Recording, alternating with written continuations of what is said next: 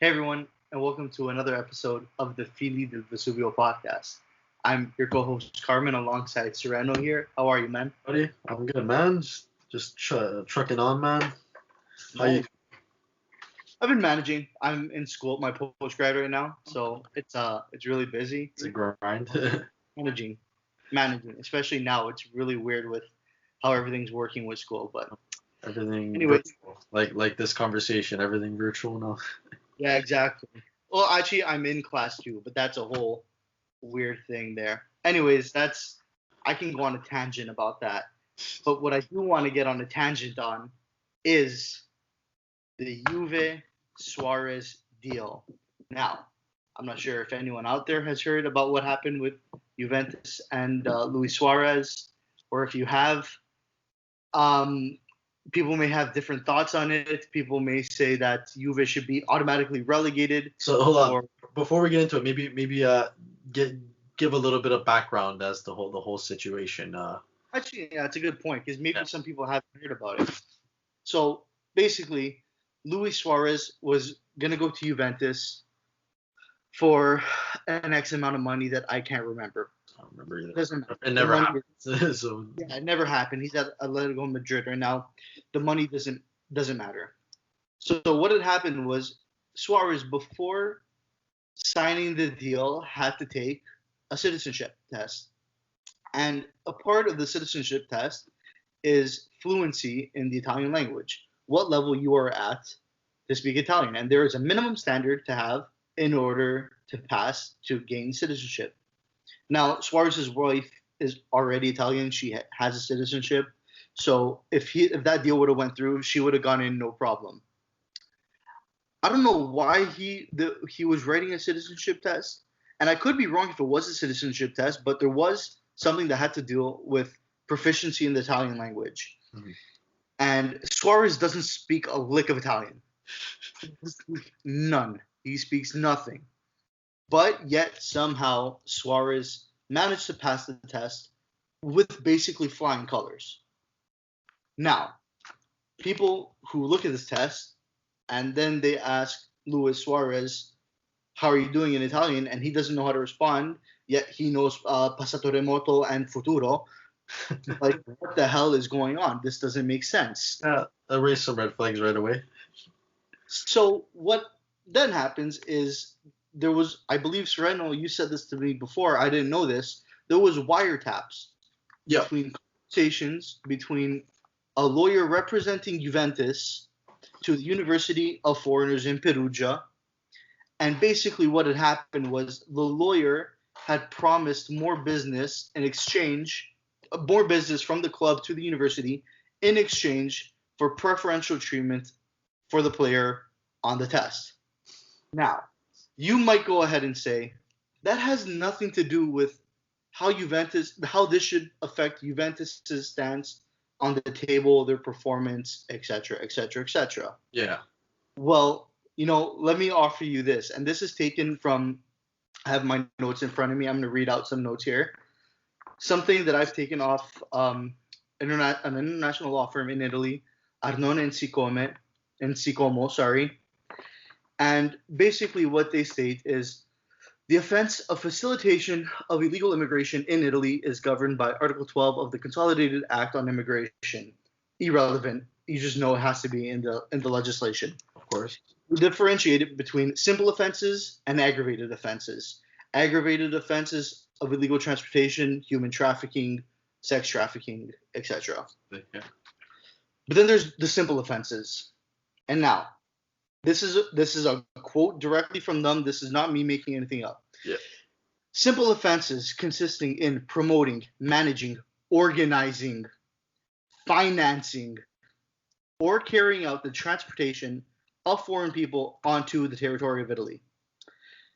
Simple offenses consist in undertaking any action which causes illegal entry like the one stated above, and can be punishable with imprisonment up to 5 years, as well as a fine of 15,000 euros for every person that is involved.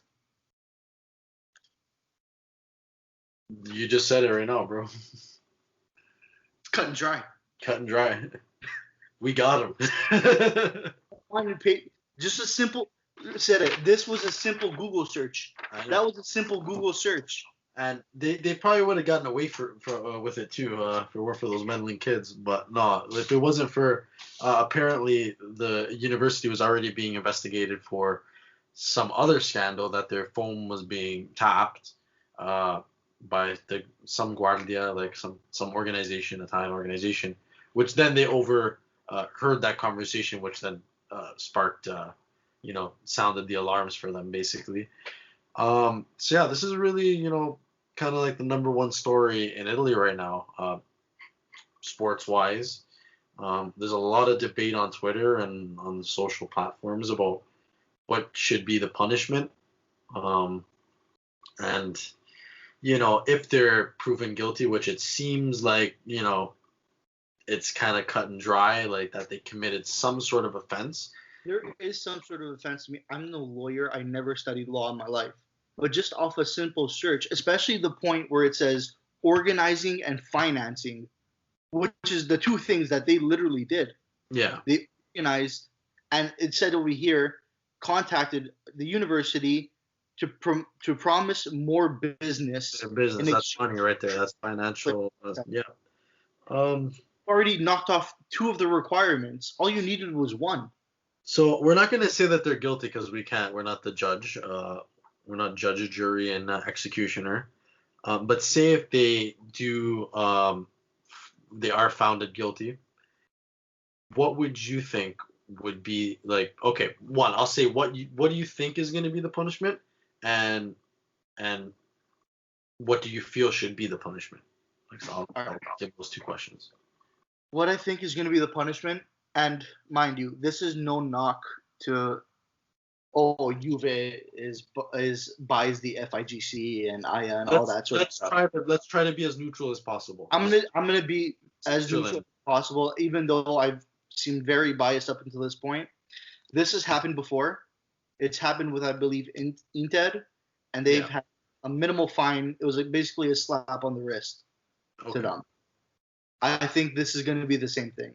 I think with the Inter situation, they falsified a passport, so that's document fraud. I can't remember exactly what they did, but something happened with Inter, which they had a minimal fine to pay, or minimal, which is fundamentally wrong. I'm not just saying that for Juve. It's wrong for any team that does that, because if you or I would fake a passport, we would be facing jail time.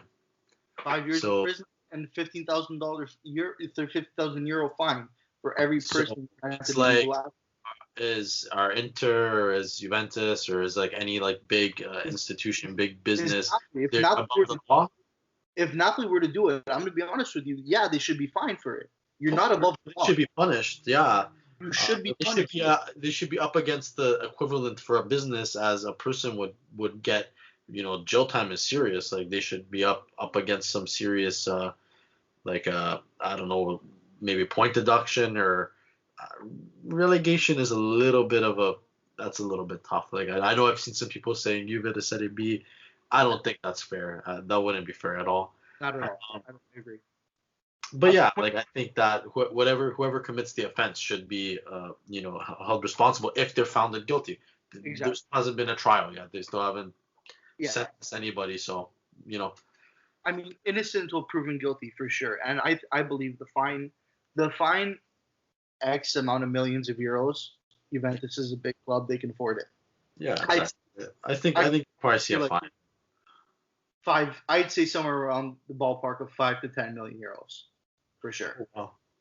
For that fine. I mean, it's a federal offense. It's a serious. It is. Wow, that's a lot of money. Well, that's a decent amount of money. I mean, it is a big offense. It is a big offense, but. I mean, it'd be closer to 5, but even if I saw 10, I wouldn't be surprised.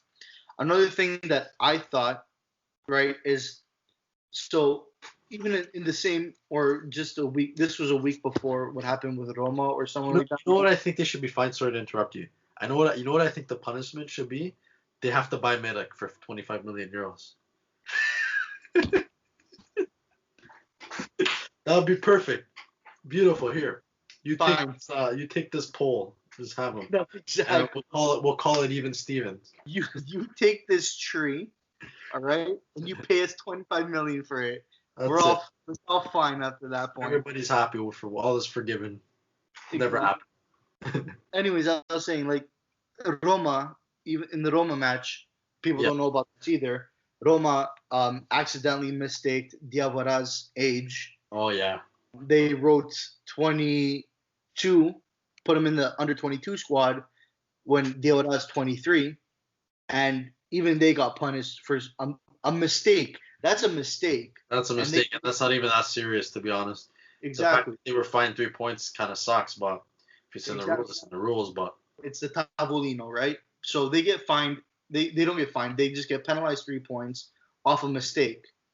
Now, in my belief of something that's intention, you have to have a heavier penalty against it. My thing is, like I said, 5-10 million euros, whatever it may be, maybe closer to fine. And I'd say the last game they played against Sampdoria is granted the win, so that's 3 points, and then another game on top of that, so 6-point reduction. wow, that's I mean, it could happen. I think that's a little bit steep, but considering it is like you purposely were found to bend the rules, like, and not just Serie A rules, like federal rules. Yeah, I mean, it's a stretch, but I don't think it's an unreasonable stretch if it does happen. But who knows? Here's the thing, right? If we're going to do comparables, though, if Inter gets a slap on the wrist, then Juve should probably get a slap on the wrist. We get a slap on the wrist too. Yes. Yeah. Now, is it going to be a case in which Juve is going to get a slap on the wrist just to keep things consistent? Or is it that they're going to appeal to the masses, which the masses are saying deduct points? Most of the extremes are saying relegation, completely unreasonable. You can't. That is. Relegation. But they should, or is it going to be a case in which Juve is made an example of? That's another thing you have to take into consideration. Yeah. I don't know. Italy's not really a country that likes to make examples out of anybody. They're kind of whatever when it comes to things like that. But it's going to be really interesting to see because we're not dealing with Lega. We're dealing with the Italian government basically, or the governing body of Italy, the police, whoever is involved with that. I'm not sure what agency would be involved. So.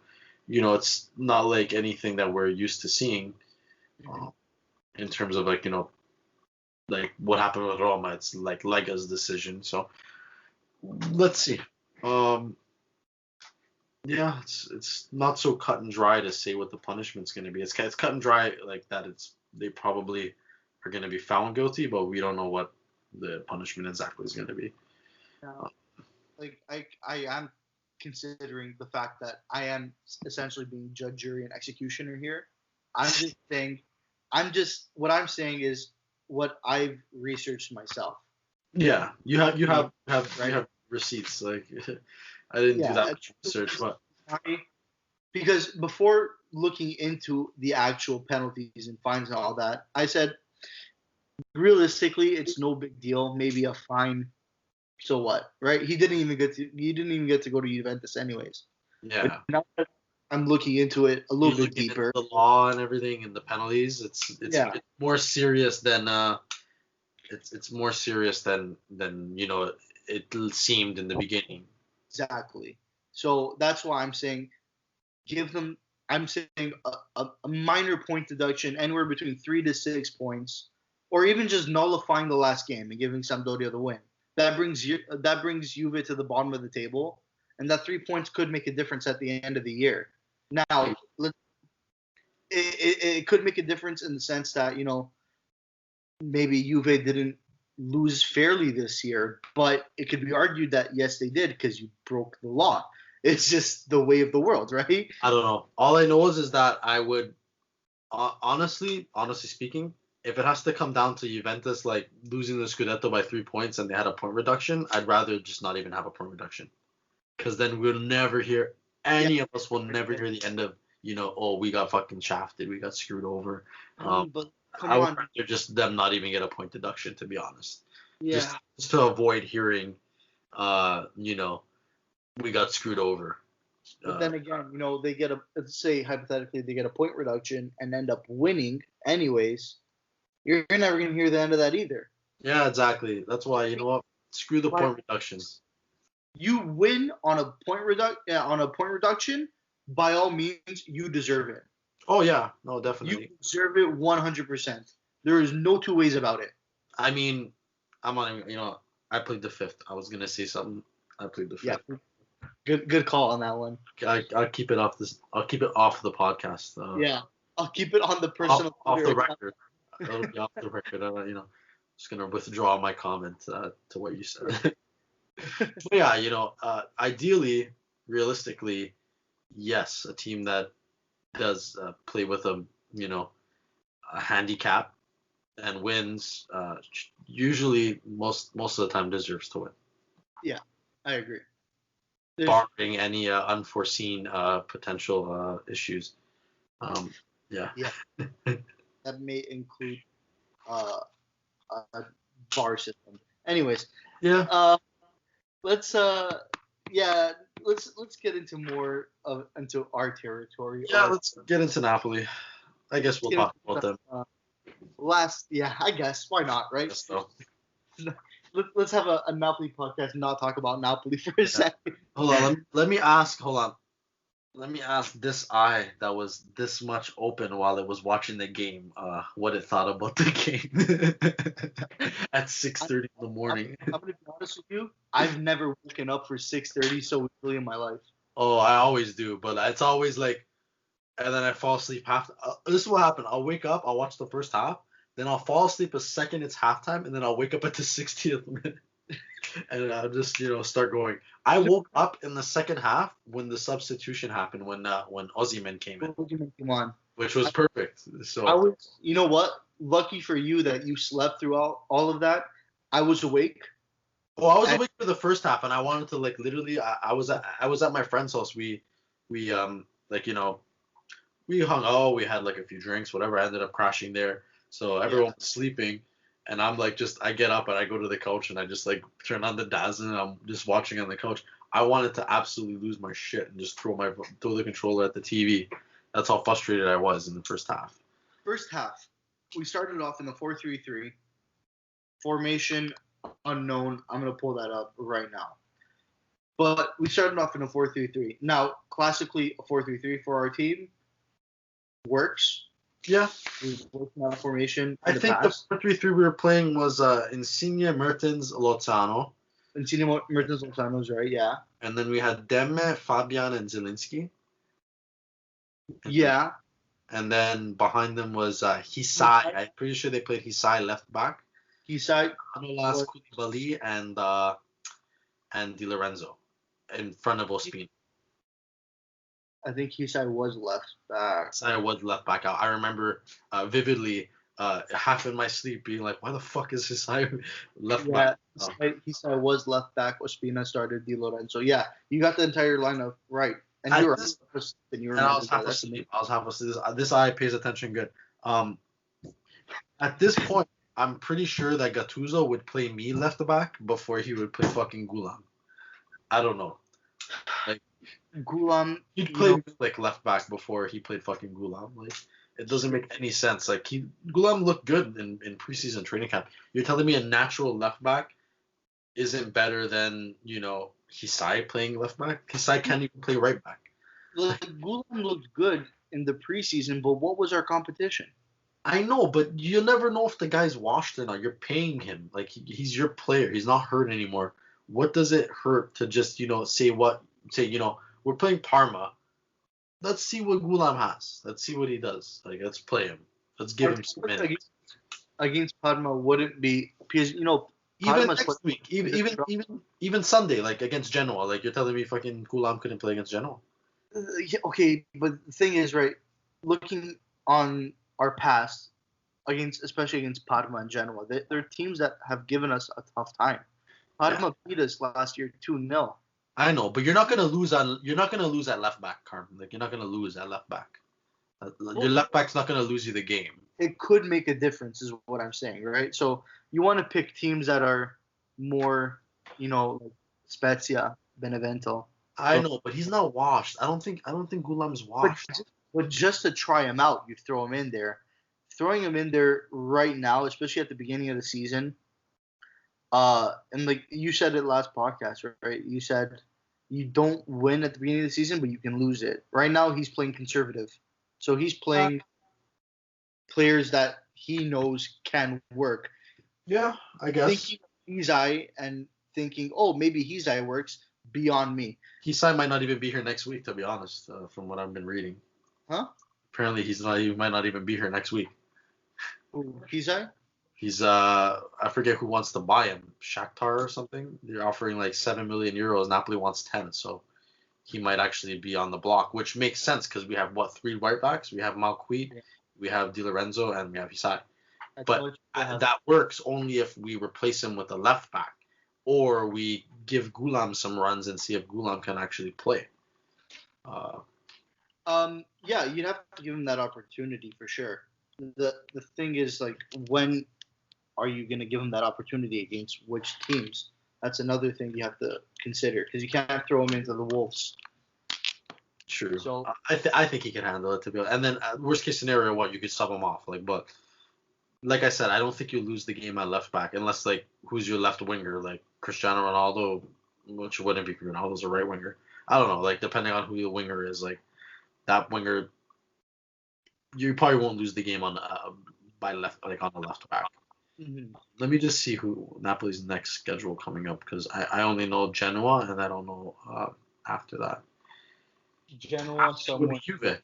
After that would be Juve, if I'm correct. After Genoa is Juve. Yeah. Okay. So right away. That's great. That's great. My birthday. Yeah. Oh yeah, that's right. That's a good. Napoli. If Napoli could win that game, that would be great. I'm already preparing myself for my birthday to be ruined. To be honest. I'll try to enjoy my day as much as I can before 2:35. I'll wake up at 6 a.m. and I'll do all the fun stuff and be in a happy mood because my birthday can be done at 2:45. And if they win, your birthday is done at 2:45. Then my birthday is extended for a week. Until the next match day. Yeah, it's gonna be a week-long celebration if they win. Anyways, so let's go back to this Parma match for a second. Okay. First half, I wanted to blow my brains out.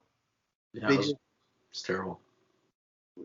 We could not find anyone in the final third. Nobody. We had 0 shots, or maybe 1, and it wasn't even on target. Nothing was going on, and it was that same thing that we saw last year, that Gattuso style 4-3-3. It's very slow. Shit. It's very slow, very possession based, with no verticalization. It's just really bad to look at. It's terrible, and I don't know if you throw Osimhen in the middle of that, if that improves it, because you have then someone big and tall to throw the ball into. I don't know. As soon as Osimhen came in and they switched to that 4-2-3-1, the game changed. Because you then now have more space for Mertens, especially Mertens playing that center attacking mid role. He has so much room to roam behind and just get lost in between lines because you got big Osimhen that's drawing defenders away from Mertens, which on the first goal, that's exactly what happened. The ball goes into Osimhen and then it leaks out and it goes straight to Mertens, who has no one on him. I can guarantee you that first goal, you throw in Milik, you throw in Llorente, you throw in whoever you think, wouldn't have happened. No. But because Osimhen was out there, his attacking IQ is something that I haven't seen since Cavani. He plays very similar to Cavani. Even Higuain, but Cavani. Yeah, I'll give that to. But I don't know. I feel like Osimhen has a higher IQ than Higuain might be a better finisher now, or when he was in his prime compared to Osimhen now. Osimhen could improve his finishing and maybe get to a Higuain level, but just his passing, his running, you know. I think Osimhen set up a goal too. No, didn't or no, he didn't. That was Lozano's second goal. Or no, he did set up a goal. No, Lozano set up both goals. Yeah, Lozano set up both. Crossed the one in and it leaked, and then he dribbled, and then it was the rebound, if I'm remembering. Yeah. But like I said, that 4-2-3-1, it works. Osimhen creates space. It's tried and proven. Yep. It works. As soon as Osimhen came on and we switched the formations, we went from having 0 shots to having 16 shots. Yeah. 7 and 2 goals. 30 minutes. Yeah. We were Napoli was uncontainable. When you have Osimhen up there and then you have Mertens behind there and then you got that pace on the wings, it's just. Oh, and then it got even better when they took off Mertens and they put on Petagna. Then just started to get like unreasonable at that point. It was just that is OP. Then they probably switched. They probably switched that formation. They probably go into like what, a 4-2-3-1 or no, a 4-2. No, probably 4-2 or 4-3-2-1 kind of. Probably think someone kind of has to drop back a bit. Or no, 1-2. Between the two. Yeah. It was most likely, from what I saw, defensively it was a 4-4-2. That's what it looked like. Okay, because you play 2 strikers. Yeah, you're right. And it was kind of like a 4-3-1-2. Kind of, yeah. Because if you play Petagna and Osimhen, they play beside each other, 2 strikers. Yeah, exactly. It's kind of weird because you have 2 competing number 9s. Like they're both. Petagna is more of a classical number 9 than Osimhen. But there's still 2. Osimhen can dribble. Osimhen has speed. Osimhen can pass. So it works. Yeah. And Petagna has physical. He has dribbling and he has finishing. It's just. I don't know. I'm confident in, like, say if Napoli ever needs a goal, like if we need a goal in a game, if they throw Petagna on, like in that situation like that, I say that we probably get a goal. Like, I don't know. Yeah. We cause a lot more problems. The thing is, right, our options for attack it's just endless, really. It's just it's pick and choose your poison for the other team. Basically. Who would you rather score this goal? Yeah, and another thing I want to say is I know there's a lot of talk about the midfield and how like supposedly we need another midfield to play this 4-2-3-1. I thought that Demme and then Lobotka when they came on, I thought like they handled it pretty well. Like, I honestly think Fabian and Zielinski could be back there and handle it well too. Almas be there. Almas looks okay too. Yeah, I don't think they need another. I don't think we need. If Napoli has to buy any position, it's a left back. That's it. If you think that Gulam is washed, it's a left back. I agree. I don't think they need a midfielder. I think they need to start selling the players that are dead weight. Before the Mercato closes, I'm in Younes and Milik and Lorente. Like, that's got to be a goal for them. If they get a left back, I'm happy. Just the left back. That's all they need.